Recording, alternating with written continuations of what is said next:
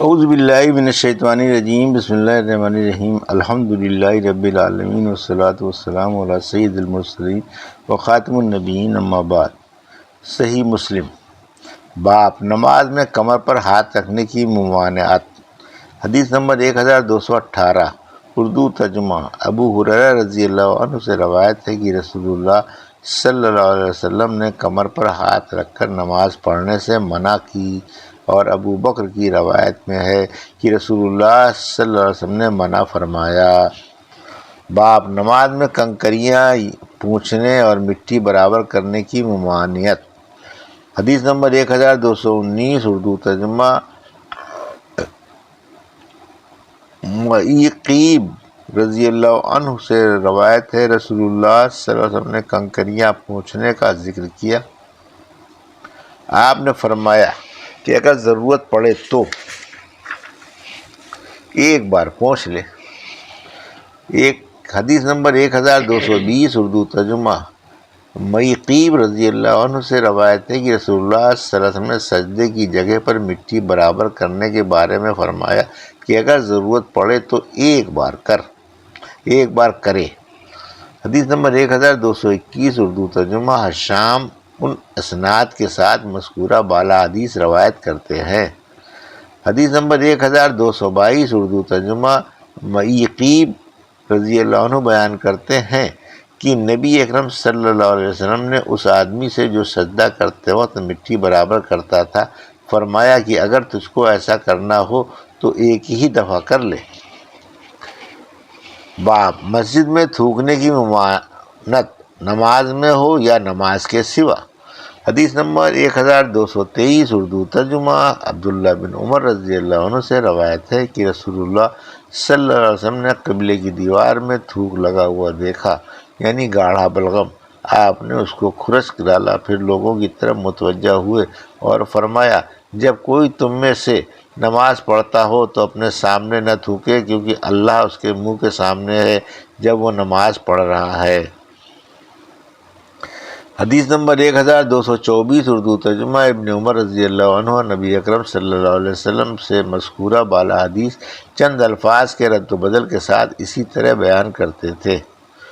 حدیث نمبر 1225، اردو ترجمہ۔ ابو سعید رضی اللہ عنہ سے روایت ہے کہ رسول اللہ صلی اللہ علیہ وسلم نے مسجد میں قبلے کی جانب میں بلغم دیکھا، آپ نے ایک کنکری سے اسے خرچ ڈالا، پھر دائنے یا سامنے تھوکنے سے منع فرمایا اور فرمایا بائیں طرف یا قدم کے نیچے تھوکو۔ حدیث نمبر 1226، اردو ترجمہ۔ اس سند سے بھی یہ حدیث گزشتہ حدیث کی طرح آتی ہے۔ حدیث نمبر 1227، اردو ترجمہ۔ ام المومنین عائشہ رضی اللہ عنہا سے روایت ہے کہ رسول اللہ صلی اللہ علیہ وسلم نے قبلے کی دیوار میں تھوک یا رینٹ دیکھا، آپ نے اس کو خرچ ڈالا۔ حدیث نمبر 1228، اردو ترجمہ۔ ابو ہریرہ رضی اللہ عنہ سے روایت ہے کہ رسول اللہ صلی اللہ علیہ وسلم نے مسجد میں قبلے کی طرف تھوک دیکھا تو لوگوں کی طرف متوجہ ہوئے اور فرمایا، تمہارا کیا حال ہے کہ تم میں سے کوئی اپنے پروردگار کی طرف منہ کر کے کھڑا ہوتا ہے پھر اپنے سامنے تھوکتا ہے؟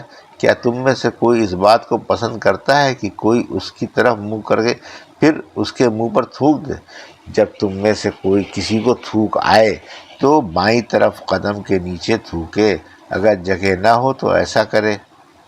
قاسم میں جو اس حدیث کا راوی ہے یوں بیان کیا کہ اپنے کپڑے میں تھوکا، پھر اسی کپڑے کو مل ڈالا۔ حدیث نمبر 1229، اردو ترجمہ۔ ابو ہریرہ رضی اللہ عنہ سے روایت ہے کہ جیسے اوپر گزری اس میں اتنا زیادہ ہے کہ ابو ہریرہ رضی اللہ عنہ نے کہا کہ گویا میں رسول اللہ صلی اللہ علیہ وسلم کو دیکھ رہا ہوں، آپ کپڑے الٹ پلٹ کر رہے ہیں۔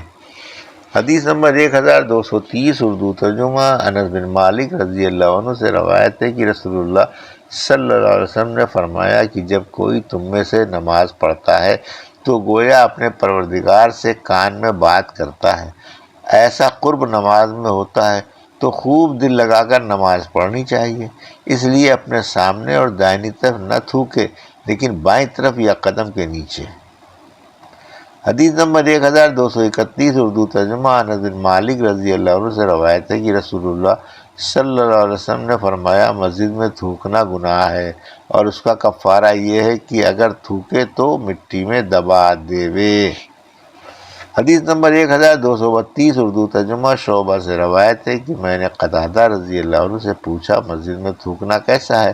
انہوں نے کہا میں نے انس بن مالک رضی اللہ عنہ سے سنا، وہ کہتے تھے کہ میں نے رسول اللہ صلی اللہ علیہ وسلم سے سنا، آپ فرماتے تھے کہ مسجد میں تھوکنا گناہ ہے اور کفارہ اس کا یہ ہے کہ اس کو مٹی میں دبا دے۔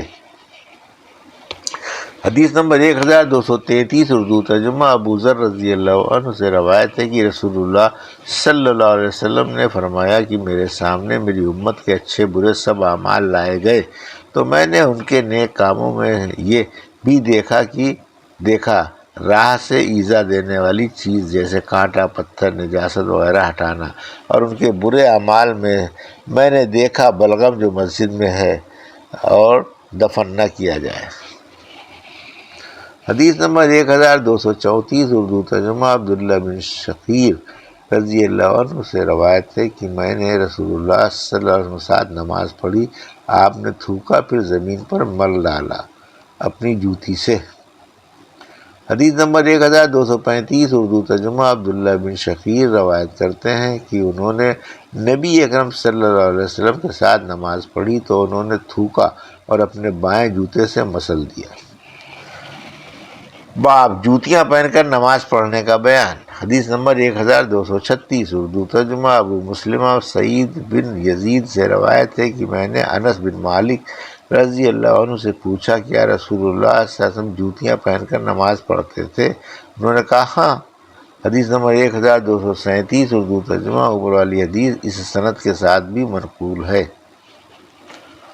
باب پھولدار کپڑے میں نماز پڑھنا مکروہ ہے۔ حدیث نمبر 1238 اردو ترجمہ ام المومنین عائشہ رضی اللہ عنہ سے روایت ہے کہ رسول اللہ صلی اللہ علیہ وسلم نے ایک چادر میں نماز پڑھی جس میں نقش و نگار تھے اور فرمایا میرا دل ان نقشوں میں پڑ گیا، اس کو لے جاؤ ابو جہیم کے پاس اور مجھے اس کی کملی لا دو۔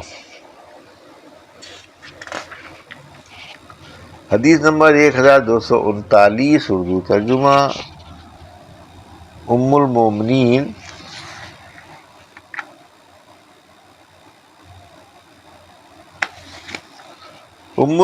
عائشہ رضی اللہ عنہ سے روایت ہے کہ رسول اللہ صلی اللہ علیہ وسلم ایک چادر اوڑھ کر نماز پڑھنے کے لیے کھڑے ہوئے جس پر نقش و نگار تھے، آپ اس کے نشانوں کی طرف دیکھنے لگے۔ جب نماز پڑھ چکے تو فرمایا اس چادر کو ابو جہم بن حذیفہ کے پاس لے جاؤ اور ان کا کمبل مجھ کو لا دو کیونکہ اس چادر نے مجھے ابھی نماز میں غافل کر دیا۔ حدیث نمبر 1240 اردو ترجمہ ام المومنین عائشہ رضی اللہ عنہ سے روایت ہے کہ رسول اللہ صلی اللہ علیہ وسلم کے پاس ایک چادر تھی جس میں بیل بوٹے کی طرف لگی جاتے، آخر آپ نے وہ چادر ابو جہم کو دی اور ان سے سادہ کمبل لے لیا جس میں نقش و نگار نہ تھا۔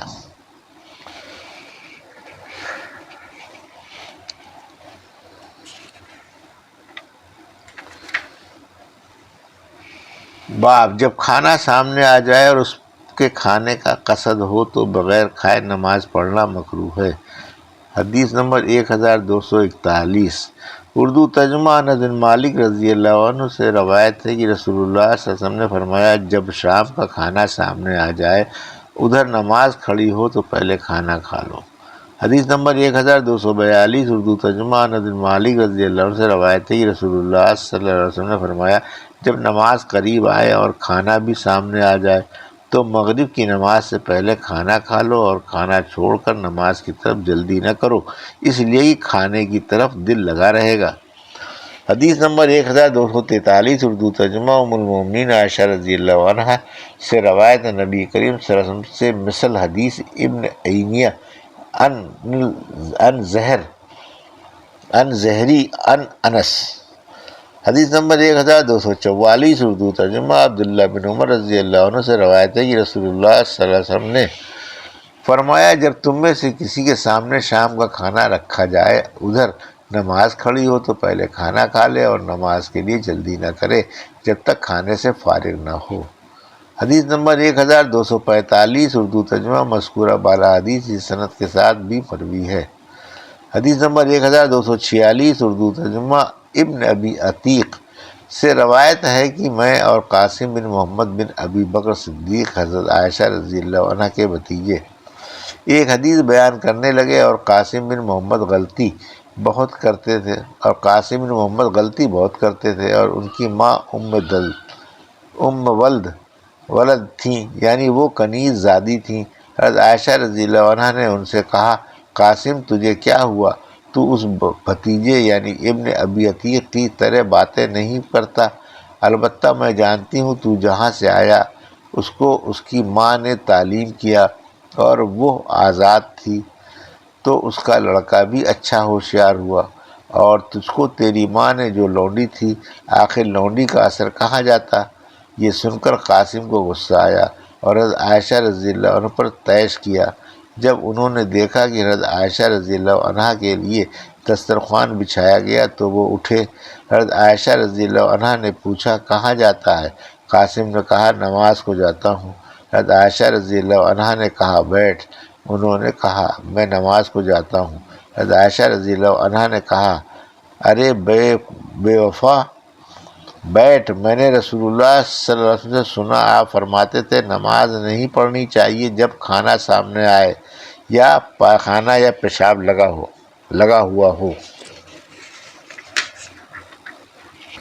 حدیث نمبر 1247 اردو ترجمہ اس سند سے حضرت عائشہ رضی اللہ عنہا نے یہ حدیث اسی طرح نقل کی ہے، لیکن قاسم کے واقعے کا ذکر نہیں۔ یہ تھی صحیح مسلم کی حدیث نمبر 1218 سے 1247 کا اردو ترجمہ جو ابھی آپ نے سماعت فرمایا۔ اللہ سے دعا ہے کہ اللہ میں حدیثوں کی صحیح سمجھ عطا فرما اور ان پر عمل کرنے کی توفیق عطا فرما، آمین یا رب العالمین۔